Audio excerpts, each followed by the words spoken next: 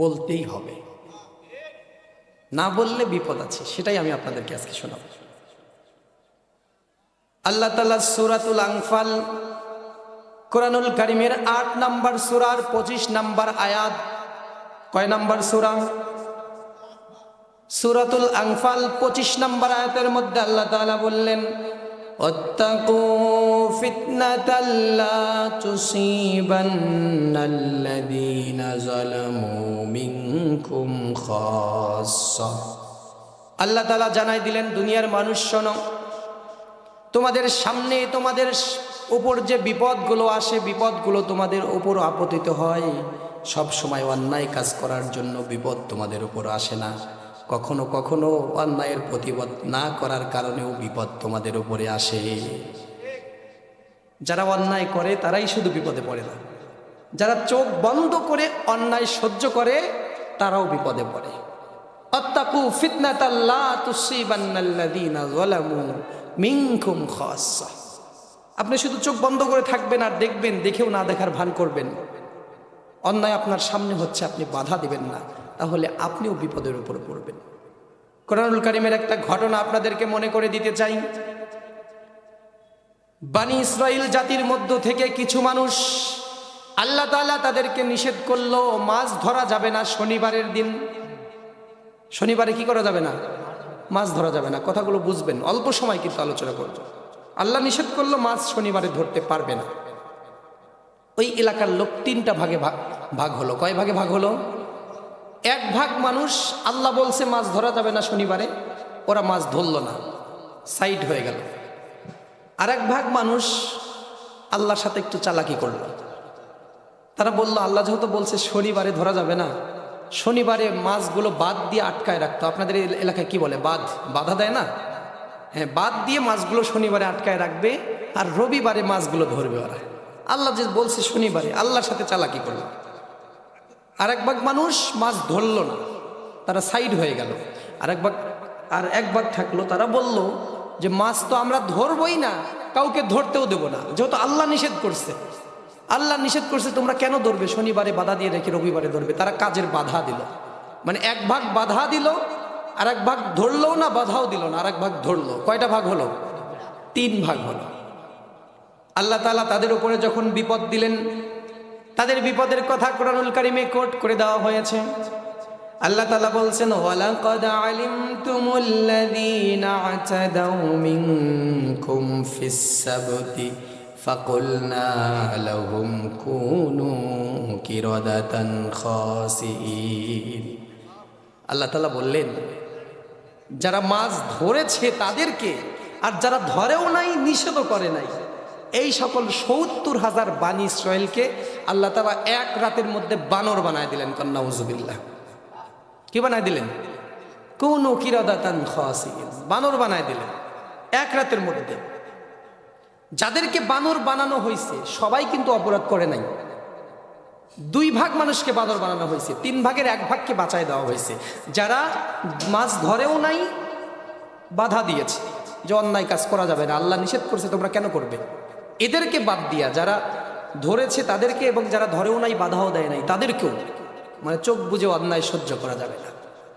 আপনার চোখের সামনে আপনার এলাকার মধ্যে অন্যায় হয়, যদি আপনি সামর্থ্য থাকার পরেও প্রতিবাদ না করেন, আল্লাহর আদালতে আপনাকে দাঁড়াতে হবে। ঠিক কিনা বলেন?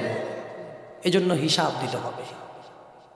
এই জন্য আল্লাহ তাআলা বলে দিলেন, ওয়াত্তাকু ফিতনাতাল লা তুসিবান্নাল্লাযীনা যালামু মিনকুম খাসসা। যারা অন্যায় করে আর যারা অন্যায় সহ্য করে, দুইটাকেই আল্লাহ তাআলা বিপদ দেয়। ঠিক কিনা বলেন? দুইটাকেই বিপদ দিয়ে দেয়। অন্যায় করা যাবে না, পাশাপাশি যারা অন্যায় করছে তাদেরকে বাধা প্রদান করতে হবে। যদি অন্যায় না করেন, অন্যায়ের বাধাও না দেন, তাহলে যারা অন্যায় করে তাদের সাথে ফেঁসে যেতে হবে। ঠিক কিনা বলেন?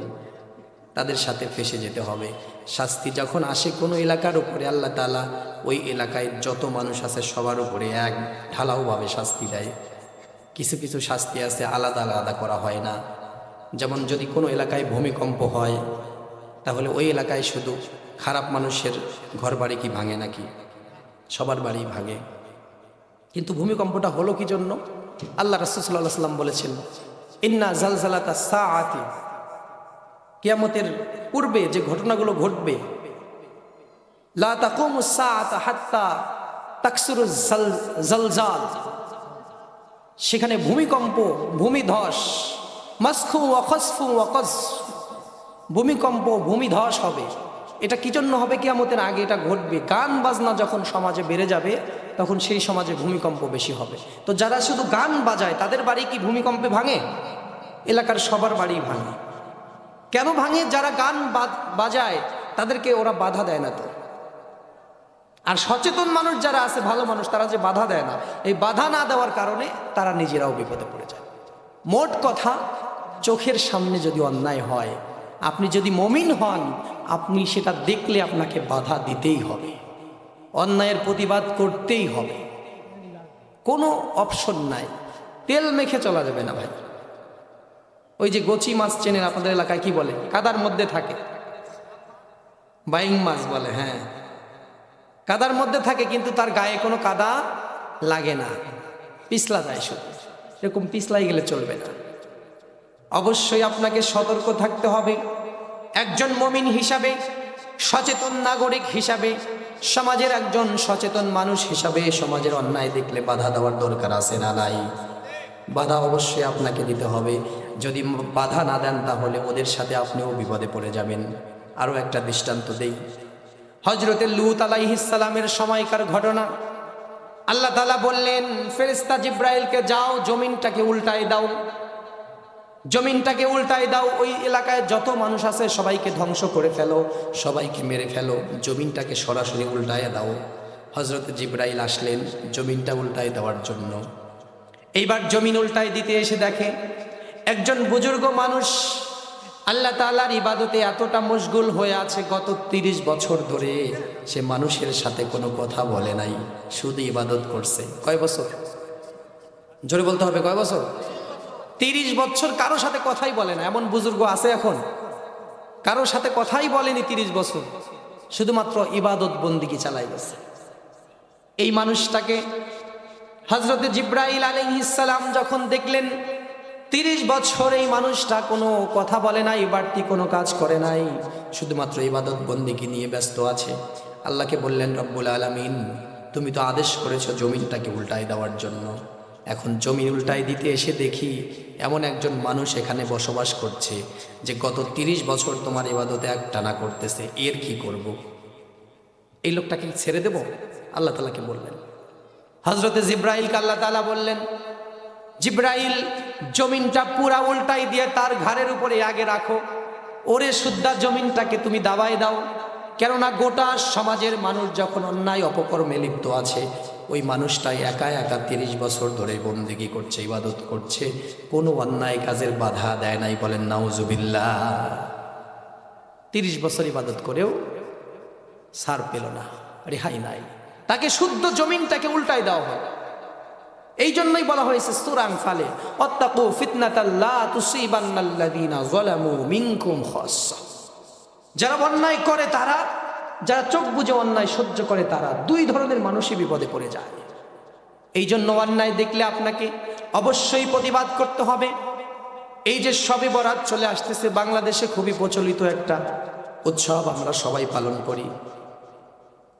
কোরআনুল কারিমে, হাদিস শরীফে এইগুলো সরাসরি শবে বরাত বলা হয়নি, সেখানে হাদিসে এসেছে লাইলাতুন নিসফি মিন শাবান, মানে শাবান মাসের মধ্য রজনী। শাবান মাসের কি মধ্য রজনী, 14 তারিখ দিবাগত রাত শাবান মাসের, এটাকে বলে লাইলাতুন নিসফি মিন শাবান। এই রাতে আল্লাহ তাআলা, অনেকগুলো হাদিস আছে এই ব্যাপারে, একটা শুধু এই রিলেটেড, এই জন্য এটা বললাম। আল্লাহ সব ধরনের মানুষকে ক্ষমা করে দেয়। ইন্নাল্লাহা লা ইয়াত্তালিউ, আল্লাহ মনোনিবেশ করেন সবাইকে, ফায়াগফির লিজামিই খালকি, সবাইকে মাফ করে দেন, ইল্লাল মুশরিকিন আও মুশারিক, দুই ধরনের মানুষ ছাড়া। কয় ধরনের মানুষ? এই হাদিসে স্পেশালি দুই ধরনের মানুষের কথা বলা হয়েছে। একটা হলো যারা হিংসা করে, আর যারা হলো মুশরিক, শিরিক করে। এই দুই ধরনের ব্যক্তি ছাড়া সবাইকে মাফ করে দেওয়া হবে। এখন শিরিক, আমরা শিরিকের কথা শুনলে অনেক সময় আমরা বলি যে যাক, আমরা তো এটা থেকে বেঁচে আছি, আমরা কিন্তু শিরকের কথা যখনই শুনলাম তখনই মনে মনে অনেকে চিন্তা করতেছে আমরা তো মুসলমান, আমরা তো শিরক করি না। মূর্তি পূজা যারা করে তারাই মনে হয় শিরক করে। আমাদের কাজ কর্মে অনেক সময় আমরা শিরকের মধ্যে পড়ে যাই। এগুলো থেকে বের হয়ে আসতে হবে। যেমন আল্লাহ তাআলাকে ভালোবাসা ইমানদার হিসাবে সবচাইতে বেশি ভালোবাসা আমাদের দায়িত্ব। আল্লাযীনা আমানু আশাদ্দু হুব্বাল লিল্লাহ, সবচাইতে বেশি ভালো আমরা আল্লাহকেই বাসবো। কিন্তু যখন আমার সন্তান নামাজ পড়ে না, তারপরেও আমি তার সাথে সম্পর্ক স্বাভাবিক রাখি, আমার স্ত্রী পর্দা করে না তারপরেও আমি তার সাথে সম্পর্ক স্বাভাবিক রাখি, তখন আমি ইনডাইরেক্টলি আমার সন্তানকে আর আমার স্ত্রীকে আল্লাহর চাইতেও বেশি ভালোবেসে ফেলি। ঠিক কিনা বলেন? কথা বুঝে আসছে আপনাদের? বুঝতে পারছেন? আপনারা কথা বলবেন, বুঝতে পারছেন কথা? আপনার স্ত্রী পর্দা করবে না, আপনি তাকে বলছেন পর্দা করার জন্য, সে শুনবে না, তাহলে পর্দা করা বিধানটা কার? আল্লাহর। আপনার স্ত্রী না করে দিল যে করব না, এরপরেও যদি ওই স্ত্রীর সাথে আপনি সম্পর্ক রাখেন তাহলে আল্লাহর চাইতে স্ত্রীকে গুরুত্ব বেশি দেওয়া হলো। ঠিক কিনা বলেন? ইনডাইরেক্টলি আপনি শিরকের মধ্যে লিপ্ত হয়ে গেলেন। এইভাবে আমরা হয়তো হিসাব করি নাই অনেকে, এইভাবে হিসাব করা দরকার। আপনার সন্তান নামাজে যাবে না, ফজর সালাতে আপনি যান, আপনার সন্তানকে বারবার ডাকার পরেও সন্তান ইনকার করে দেয়, নামাজকে অস্বীকার করছে, নামাজে যেতে চায় না। এই সন্তানটা নামাজ যে অস্বীকার করলো, এই নামাজ পড়ার হুকুম যিনি দিয়েছেন তিনি কে? আর আপনার সন্তান যখন অস্বীকার করলো, আপনার সন্তানকে এরপরেও যদি আপনি ভালোবাসেন তাহলে সরাসরি আল্লাহর বিরোধিতা করা হলো। ঠিক কিনা বলেন? ইনডাইরেক্টলি এখানেও আপনি আল্লাহর চাইতে সন্তানকেই বেশি ভালোবাসলেন। এই জায়গায়ও তাই করলেন। যেই স্ত্রী আল্লাহর হুকুম মানে না, যেই সন্তান আল্লাহর হুকুম মানে না, যেই ভাই আল্লাহর হুকুম মানে না, ওর সাথে সম্পর্ক সেট করতে হবে। ঠিক কিনা বলে? ওর সাথে সম্পর্ক রাখা যাবে না। কেননা আল্লাহ তাআলা বলেছেন ওয়াল্লাযীনা আমানু আশাদ্দু হুব্বাল লিল্লাহ, ইমানদাররা আল্লাহকেই বেশি ভালোবাসবে। পৃথিবী খুব একটা বেশি দিনের জন্য নয়, চলে যেতে হবে যে কোনো সময়। তার সাথেই সম্পর্ক করতে হবে যার কাছে আমাদের শেষ ঠিকানা। ঠিক কিনা বলেন? আমাদের শেষ ঠিকানা কার কাছে? আল্লাহর কাছে। ওয়াত্তাকু ইয়াওমান তুরজাউনা ফীহি ইলাল্লাহ। আল্লাহু আকবার বলেন।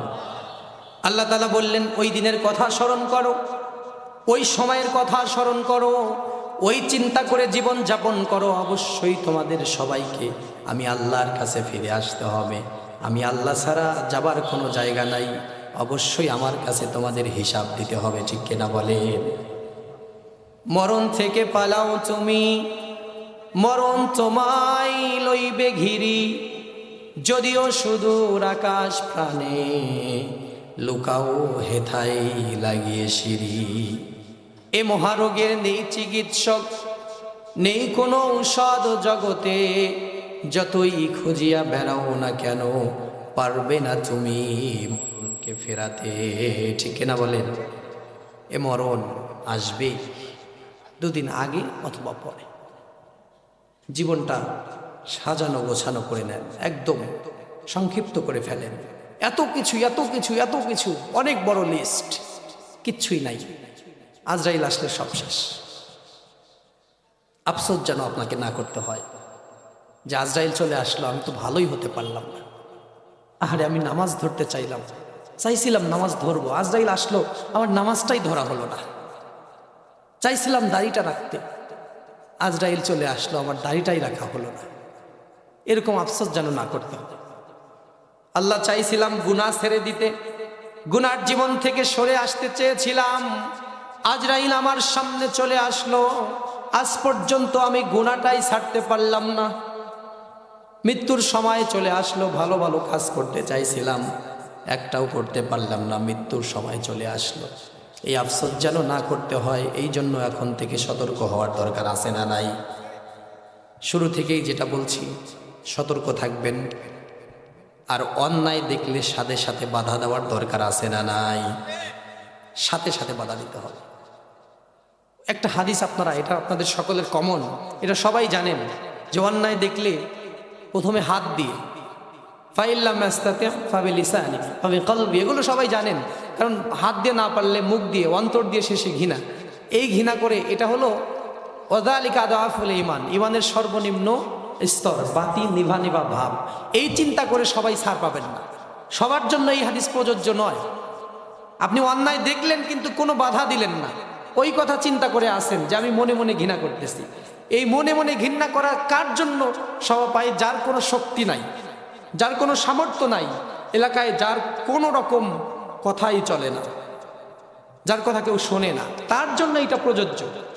কিন্তু সবাই এই হাদিস দিয়ে পার পাবেন না। এলাকার প্রধান, এলাকায় তার সব কথা চলে, সে যদি অন্যায় দেখে মনে মনে ঘৃণা করে বেঁচে থাকার চিন্তা করে, আল্লাহ তাকে ছেড়ে দিবে নাকি? কথা বলেন, আল্লাহ ছেড়ে দিবে? কারণ তার কথা শোনে সমাজের লোক, তার কথা সমাজের লোক শোনে, সে কেন অন্যায়ের ক্ষেত্রে বাধা দিবে না? এরপরে আমার প্রিয় ভাইরা একটু লক্ষ্য করুন, একটা 2 তলা বিশিষ্ট জাহাজের কথা যদি কল্পনা করেন আপনারা, ওপরতলার মানুষগুলো নিচতলা থেকে পানি নিয়ে যায়, আর নিচতলার মানুষগুলো যখন পানির প্রয়োজন হয়, যখন ওপরে পানি থাকে, তখন তাদেরকে ওপরে পানি নিয়ে আসতে হয়, খাবার পানি। এখন নিচতলার মানুষ যদি চিন্তা করে বারবার উপরে কেন যাব, জাহাজের নিচতলা ফুটা করে দিলেই তো পানি পাওয়া যাবে। একটা 2 তলা বিশিষ্ট জাহাজ, উপরে যারা আছে সেখানে পানির ব্যবস্থা, খাওয়ার পানি। নিচতলার মানুষ চিন্তা করলো আমরা বারবার উপরে গিয়ে পানি আনবো, জাহাজের নিচে ফুটা করে দিলেই তো পানি পাবো। এখন বলেন, জাহাজের নিচে যদি ফুটা করে দেওয়া হয়, তাহলে কি শুধু নিচতলার মানুষই ডুববে নাকি উপরতলার মানুষই ডুববে? দুইটাই ডুববে না? আপনারা বুঝতেছেন তো আমার কথা নাকি? তাহলে নিচতলার মানুষেরা যদি অজ্ঞানতার জন্য, তাদের জ্ঞান নাই, অজ্ঞতাবশত যদি নিচতলা ফুটা করে দেয়, তাহলে শুধু নিচতলা ডুববে নাকি দুইটাই ডুববে? দুইটাই ডুববে। এইবার বুঝতে পারছি। আপনারা জোরে উত্তর দিলে আমি ভাববো যে বুঝতে পারছেন। উত্তর যদি না আসে তাহলে তো আমি মনে করবো যে আপনারা বুঝতে পারেননি। তাহলে জাহাজটা, নিচতলার মানুষেরা যদি বলে আমাদের নিচতলা আমরা ফুটা করি, তোমরা উপরে আসো, তোমরা ঘুমাও, উপরের মানুষ কি নিশ্চিন্তে ঘুমাতে পারবে ভাই? পারবে না। আপনার পরিবারের আশেপাশে আপনার ভাই বন্ধু আশেপাশে সবাই অন্যায়ের মধ্যে লিপ্ত, আপনি কিভাবে নাকে তেল দিয়ে ঘুমান? আপনি ওই রকম চিন্তা করতেছেন যে আমি তো উপরতলায় আছি, আমি তো উপরতলায় আছি, আমার কোনো টেনশন নাই। ওই নিচতলা জাহাজের ফুটা করে দিলে যেমন দোতলা নিচতলা দুইটাই ডুববে, আপনার আশেপাশে যদি অন্যায় হয়, আল্লাহ তাআলা বলেন শাস্তি যখন আসবে তখন আপনাকে সহ তারা তলিয়ে নেবে। এই জন্য অন্যায়ের বাধা দেওয়ার দরকার আছে নাই? নাই। অন্যায়ের বাধা দিতে হবে, অবশ্যই দিতে হবে, প্রতিবাদ আপনাকে করতেই হবে। যেভাবে সমাজটা চলে আসছে ওইভাবে চলতে দেওয়া যাবে না, পরিবর্তন করার দরকার আছে না নাই? পরিবর্তন করতে হবে। অন্যায় জুলুম অত্যাচার আছে সেই আগের মতন, সময়ের সাথে নাম বদলেছে শুধু স্বৈরাচারী শাসকগণ। ঠিক কিনা বলেন? আগের মতোই অন্যায় হচ্ছে, শুধুমাত্র নাম পরিবর্তন করেছে মানুষ। আমরা গত 50 বছরে দেখেছি বাংলাদেশের ভাগ্যের কোনো পরিবর্তন হয় নাই, শুধুমাত্র চেয়ার একই আছে, নেতার পরিবর্তন হয়েছে, নেতার 14 গোষ্ঠীর পরিবর্তন হয়েছে, আমাদের কোনো পরিবর্তন হয় নাই। ঠিক কিনা বলে?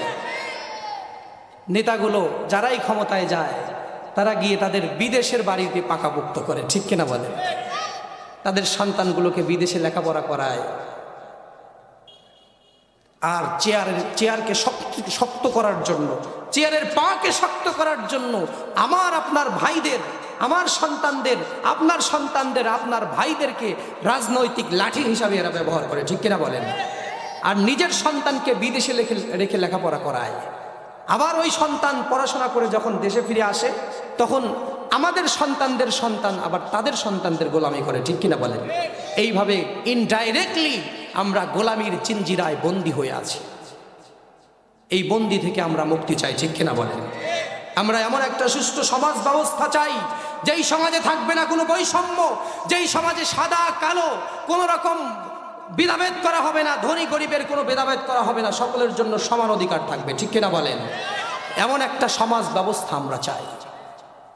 আর সেই সমাজ ব্যবস্থা একমাত্র কোরআন দিয়েই না কায়েম করা সম্ভব। ঠিক কিনা বলেন?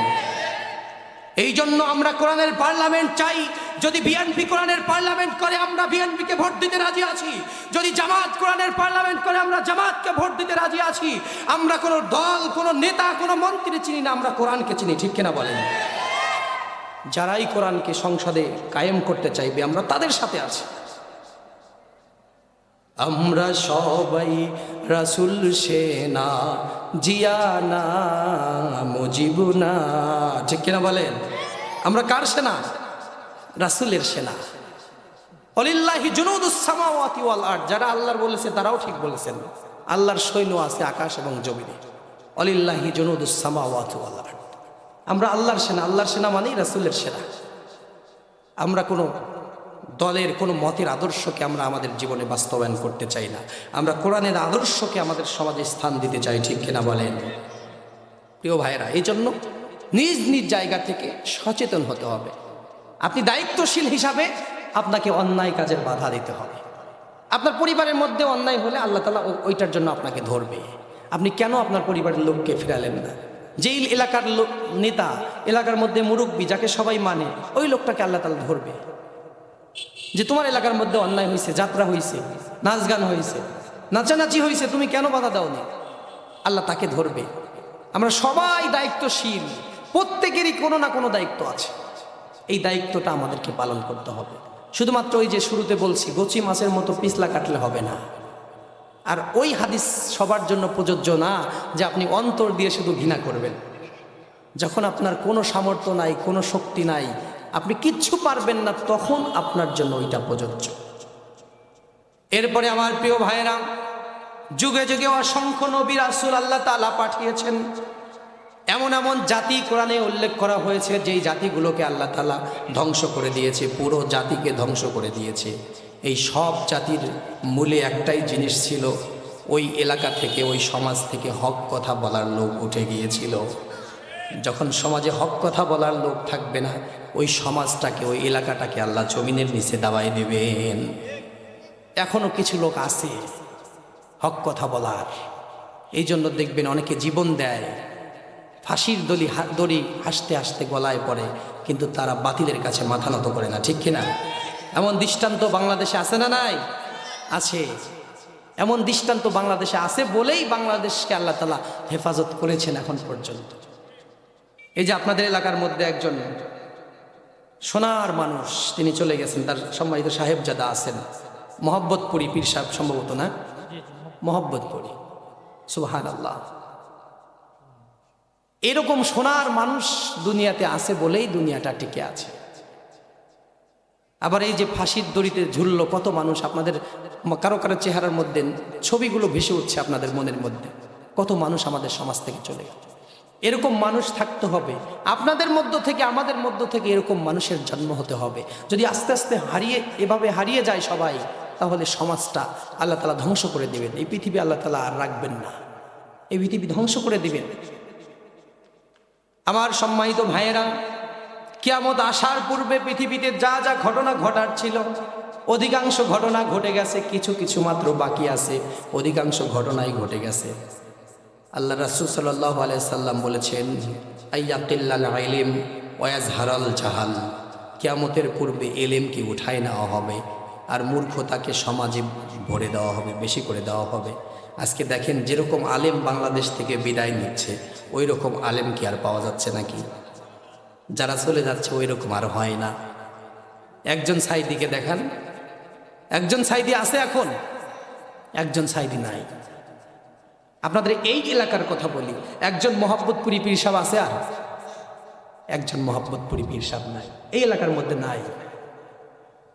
এইভাবে সমাজ থেকে আস্তে আস্তে আইয়াকিল্লাল ইলম ওয়া ইয়াজহারাল জাহাল, মূর্খতা বৃদ্ধি পাবে। সমাজে মূর্খ লোকের নেতৃত্ব শুরু হয়ে যাবে। মূর্খ লোকদের পিছনে পিছনে আমাদের হাঁটতে হবে, শিকড়। এটা কখন হবে? যখন মানুষ অন্যায়ের প্রতিবাদ করা ভুলে যাবে। আমরা ভুলে গেছি অন্যায়ের প্রতিবাদ করা, অন্যায় দেখেও না দেখার ভান করি। এমন একটা পরিস্থিতি হয়ে গেছে, রাস্তাঘাটে একজন যদি সত্যি সত্যি বিপদে পড়ে, তারপরে মানুষ তার সাহায্য করতে এগিয়ে আসে না, মনে করে যে অ্যাক্টিং করতেছে। একদিন আমি গোপালগঞ্জ মাহফিল থেকে আসার সময় সিংড়া নাটোর এই এলাকায় ফজরের সময়, ফজরে আজান হবে এরকম টাইমে দেখলাম একটা পড়ে আছে, কার্পেটের মতো একটা কিছু পড়ে আছে, মনে হচ্ছে যে একটা লাশের মতো, বা একজন মানুষ বিপদে পড়ে গেছে, রাস্তার মধ্যে পড়ে গেছে এরকম। এখন আমরা একটু দূরেই আমরা গাড়িটা থামালাম, গাড়িতে আমরা 4 জন, আমার সাথে যে থাকে যে আমার শিষ্য এই যে উনি আছে জেহাদ হাসান, আর একজন ড্রাইভার, আমরা 3 জন, টোটালি ওই দিন 3 জন ছিলাম, 4 জন না। আমরা এখন সাহস করতেছি না যে কি করি। আবার একবার মনে হচ্ছে যে একজন মানুষ যদি সত্যি বিপদে পড়ে যায় তাহলে আমি আল্লাহর কাছে কি জবাব দেব। আবার আমি চিন্তা করতেছি এখন তো আমরা গাড়ি নিয়ে যদি নামি, চারপাশে শুধু জমি, কই থেকে দল বল নিয়ে ছুটে চলে আসবে, এই চিন্তা করতেছি। এরকম মনে হলো আমাদের। শেষ পর্যন্ত এখন কি আর করার, বারবার গাড়ির হর্ন দেওয়াতেও দেখলাম সেটা নড়াচড়া করে না। একটু সাইড দিয়ে যাওয়ার সময় তারপরেও মনটা মানতেছে না, দেখবই ওটা কি।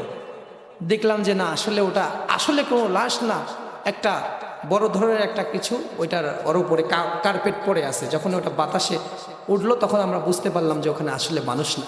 কিন্তু আগের একটু 1 মিনিট আগেই আমার মনের মধ্যে চিন্তা হচ্ছে যে আমি এখন কি করব। যদি ওই মানুষটা সত্যিই বিপদে পড়ে, তাকে সাহায্যই করব, নাকি আমি যদি এগিয়ে যাই আমি নিজে আবার বিপদে পড়ব। এটা হলো সমাজের এই অবস্থা হয়ে গেছে আমাদের এখন। ভালো মানুষ বিপদে পড়লেও তার সাহায্য করতে চায় না, এগিয়ে আসতে চায় না, ভয় পায় মানুষ। আমি নিজের কথাই বললাম। এই জন্য প্রিয় ভাইয়েরা, নিজ নিজ জায়গা থেকে অন্যায়ের প্রতিবাদ করার দরকার আছে না নাই? অন্যায় যদি আমার সন্তান করে তাহলেও সে অপরাধী, অন্যায় যদি আমার এলাকার চেয়ারম্যান করে তাহলেও সে অপরাধী, অন্যায় যদি রাষ্ট্র ক্ষমতায় বসে কোনো প্রধানমন্ত্রী করে তাহলেও সে অপরাধী। ঠিক কিনা বলেন? প্রধানমন্ত্রীর চেয়ারে বসে অন্যায় কথাবার্তা বললে আমরা তাকেও বরদাস্ত করব না। পরিণতি দেখেছেন আপনারা, হয়তো একটু লেটে হয়েছে, 15 বছর পরে হলেও মানুষ কিন্তু তাকে রাস্তায় নামিয়ে ছাড়ছে। ঠিক কিনা বলেন? এটা থেকে শিক্ষা গ্রহণ করবেন। আমাদের উপরে ছড়ি ঘুরানো, লাগাম টানার চিন্তা আর করবেন না, এইটা আমরা আর মেনে নেব না। ঠিক কিনা বলেন? যারাই ক্ষমতায় যান, আমি কোনো দলের নাম বলছি না, আমি কারো এজেন্ডা বাস্তবায়ন করার জন্য এখানে বসি নাই, এখানে কোরআনের কথা বলার জন্য আমি বসেছি। আমি জামাতের লোক, বিএনপির লোক, আওয়ামী লীগের লোক, কারো বিপক্ষে বা পক্ষে বলবো না। আমরা পক্ষে বলবো একজন, আর তিনি কে?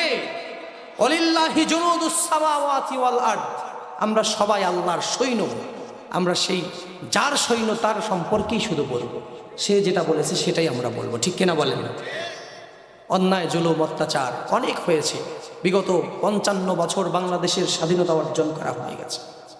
শুধুমাত্র কোরআনের শাসন কায়েম নাই বলে আমরা প্রকৃত সেই শান্তি খুঁজে পাই নাই। ঠিক কিনা? আমরা যেটা কল্পনা করি, আমরা যেটা চাই, ওইটা আমরা এখন পর্যন্ত পাই নাই। আমাদের আত্মতৃপ্তি এখন পর্যন্ত হয় নাই। এর মধ্যে অনেক দল আসছে, অনেক দল গেছে, কিন্তু কেউ আমাদের সেই জায়গাটা পূরণ করতে পারে নাই।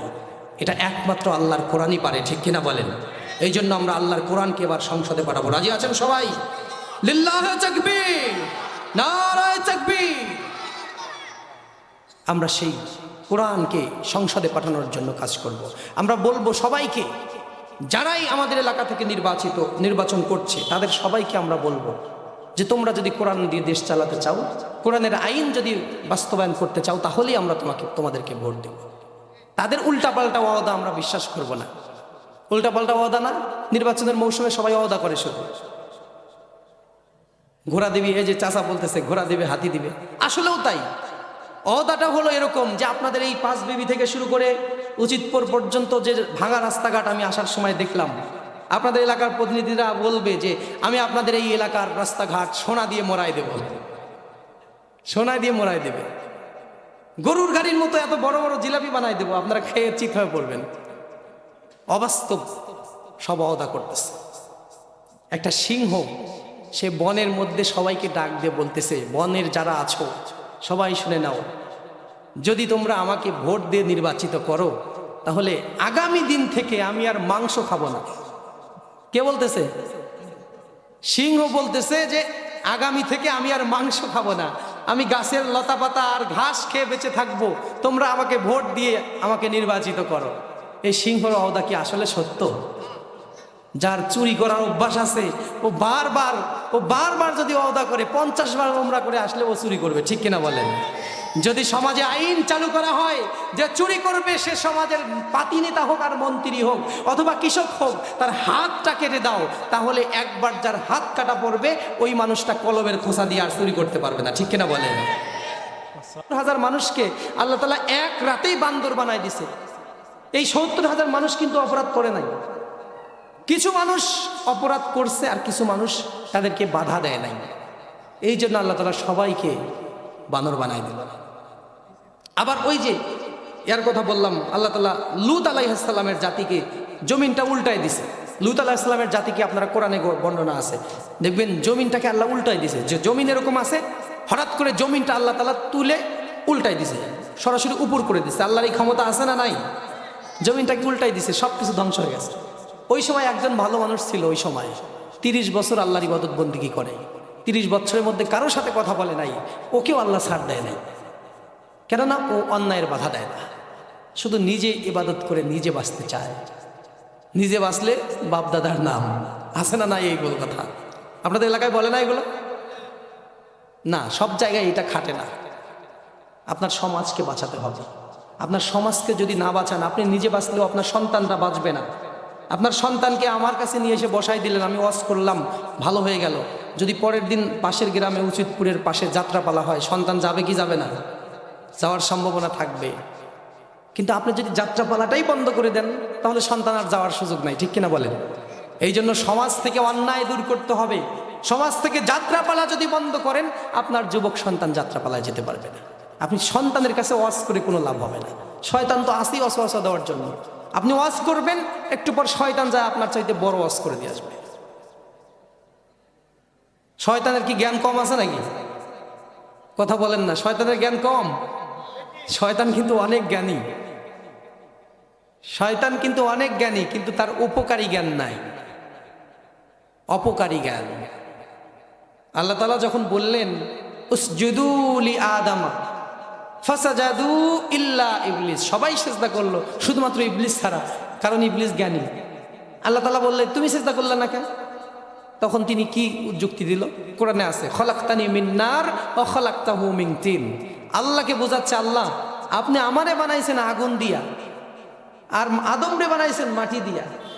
আগুন হলো ঊর্ধ্বগামী, মাটি হলো নিম্নগামী। তাহলে আমি আগুনের তৈরি হয়ে কিভাবে আদমকে সিজদা করি? আল্লাহকে জ্ঞান দিচ্ছে। সাথে সাথে আপনারা শয়তানের পরিণতি সম্পর্কে জানেন। এই শয়তান আপনাকে অন্যায় থেকে বাধা দিতে দিবে না। শয়তান সব সময় চেষ্টা করে আমাদেরকে ভালো জিনিসগুলো অনেক দূরে দেখানোর জন্য, আর যেগুলো কোনো প্রয়োজন নাই, অপ্রয়োজনীয়, সেইগুলো আমাদের সামনে নিয়ে এসে উপস্থাপন করার জন্য শয়তান চেষ্টা করে। যেমন কয়েকটা উদাহরণ দিই, দেখেন। হযরত আদম আলাইহিস সালাম জান্নাতের সবগুলো ফল, গাছের ফল খাওয়া কি হালাল ছিল নাকি হারাম ছিল? জোরে বলবেন, হালাল নাকি হারাম? শুধুমাত্র একটা গাছের ফল খাওয়া হারাম ছিল। কয়টা? এখন অনেকগুলো গাছের মধ্যে একটা গাছের যদি ফল খাওয়া হারাম থাকে, ওই গাছ তো খুঁজেই পাওয়ার কথা না। ঠিক কিনা বলেন? ওই গাছ তো খুঁজেই পাওয়ার কথা না। একটাই তো হারাম, সবই তো হালাল, সবই খেতে পারতেছে, একটা খেতে পারতেছে না। এখন শয়তান গিয়ে কি বললো জানেন? ওইটাই তো খাইলি না রে। কি বললো? ওইটাই তো খাইলি না রে। তার মানে যেটা হারাম সেটাকে সাজিয়ে গুজিয়ে শয়তান আপনার সামনে উপস্থাপন করে যে এইটাই তো করলি না রে। আল্লাহ তাআলা যখন নিষেধ করেছিলেন ইবলিস শয়তান, তখন হযরত আদম আলাইহিস সালামের কাছে গিয়ে বলল, এটা হলো শাজারাতুল খুলদ, এই গাছের নাম হলো শাজারাতুল খুলদ। যদি এই গাছের ফল তুমি খেতে পারো, সারা জীবন তুমি জান্নাতের মধ্যে থাকতে পারবে, আর কখনো বের হওয়া লাগবে না। এই বলে হযরত আদম এবং হাওয়ার সামনে উপস্থাপন করলো। তারা মনে মনে চিন্তা করলো, এত কিছু আরাম আয়েশের সাথে এখানে আসি, এখান থেকে তো যাওয়া যাবে না। এমন কুমন্ত্রণা শয়তান দিছে, শয়তানের কথা মতো তারা ওইটা খেয়ে ফেললো। তারা ভাবলো যে এই জায়গায় আমরা চিরস্থায়ী হতে চাই। সাথে সাথে তাদেরকে জান্নাত থেকে যিনি নামাই দিলেন, তিনি কে? জান্নাত থেকে নামাই দিলেন। একটা গাছের ফল খাওয়া হারাম, ওইটাই খেয়ে বসলো শয়তানের ধোকায়। এই দুনিয়ার মধ্যে চলাফেরা করার সময় আপনি দেখেন ফলের রস, মধু, জুস, কত রকম এই ফল ফলাদি রয়েছে, জুস রয়েছে, মধু রয়েছে, শরবত রয়েছে, দুধ রয়েছে। এইগুলো আমাদের জন্য হালাল নাকি হারাম? জোরে বলেন, হালাল নাকি হারাম? আর মদ আমাদের জন্য হালাল নাকি হারাম? শয়তান এসে বলবে সব খাইলি, জীবনে মদই তো খাইলি না রে। ঠিক কিনা বলেন? সব তো টেস্ট করলি, একবার মদ খায় দেখ। এইভাবে হারাম জিনিসটাকে সাজিয়ে গুজিয়ে বিউটিফাই করে আমাদের সামনে নিয়ে এসে তুলে ধরে। এই দুনিয়াতে কত মাংস, হাঁসের মাংস, গরুর মাংস, খাসির মাংস, ভেড়া, কত কিছু রয়েছে কবিতর, একটার পর একটা বলতে গেলে শেষ হবে না। এত মাংস আমাদের জন্য হালাল, শুধুমাত্র শূকরের মাংস হারাম। শয়তান এসে মুসলমানের মনে প্ররোচনা দেয়, জীবনে শূকরের মাংসই তো খাইলি না রে, একবার খেয়ে দেখ। মানে হারাম জিনিসটা খুবই কম। আল হালালু কুল্লা শাই, পৃথিবীর যা আছে সব হালাল। আল হারামু কলিলুন, হারাম হচ্ছে অল্প কিছু জিনিস, সামান্য কিছু জিনিস। কিন্তু শয়তান এসে কি বলে জানেন? ওইটাই তো করলি না রে। এখানে আমরা ধরা খেয়ে যাই, ওইটাই তো করলি না রে। এইভাবে শয়তান আমাদেরকে প্ররোচনা দেয়। ভাই, শয়তান থেকে ফিরে আসতে হবে, আলোচনা সংক্ষিপ্ত করতে হবে। এই জন্য আর বিস্তারিত অন্য কোনো দিকে আগাচ্ছি না। স্ট্রেট পয়েন্ট যেটা বলছিলাম শুরু থেকেই, অন্যায়ের প্রতিবাদ করার দরকার আছে না নাই? করতেই হবে। মাঝে মাঝে জীবন দিয়ে হলেও করতে হবে, মাঝে মাঝে ফাঁসির মঞ্চে চড়ে হলেও করতে হবে, মাঝে মাঝে হাসতে হাসতে জীবন বিলিয়ে দিতে হলেও করতে হবে। ঠিক কিনা বলেন? অন্যায়ের প্রতিবাদ করার দরকার আছে। আর এই শয়তান এই জায়গা থেকে আপনাকে শুধু সেফ জোনে রাখতে চাইবে, যে তুমি ওই দিকে যেও না, ওই দিকে যেও না, সেফ জোনে থাকো। শয়তানের কথা মানা যাবে না, মানতে হবে কার কথা? আল্লাহর কথা। আল্লাহ বলেছেন ওয়াত্তাকু ফিতনাতাল লা তুসিবান্নাল্লাযীনা যালামু মিনকুম খাসসা। যারা বিপদে পড়ে তারা শুধু নিজেদের অপরাধের কারণে পড়ে না, অন্যায় চোখ বুজে সহ্য করার কারণেও পড়ে। আরও একটা ছোট্ট উদাহরণ আপনাদেরকে দেই।